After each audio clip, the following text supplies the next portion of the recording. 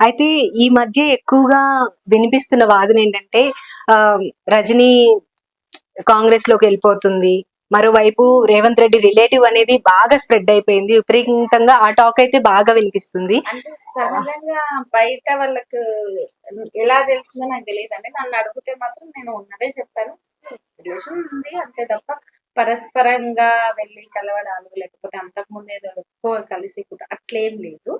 ఉమ్మడి పాలమూరు జిల్లాలో సేమ్ సామాజిక వర్గం నుంచి చాలా మంది రిలేటివ్స్ ఏదో ఒక వైపు నుంచి కలుస్తూనే ఉంటుంది. ఉంటారు. అలాగే రిలేషన్ ఉంది. అలా అనేక మంది నాయకులతో ఉంది. రేవంత్ రెడ్డి గారు కాకుండా పొజిషన్ లో ఆపోజిషన్ లో ఉండే అన్ని పార్టీలలో అనేక మంది నాయకులతో అయితే ఉంది. అంటే చాలా మండల స్థాయి నుంచి గ్రామ స్థాయి, మండల స్థాయి, రాష్ట్ర స్థాయి అన్ని నాయకులతో చాలా మందితో అయితే ఉంది.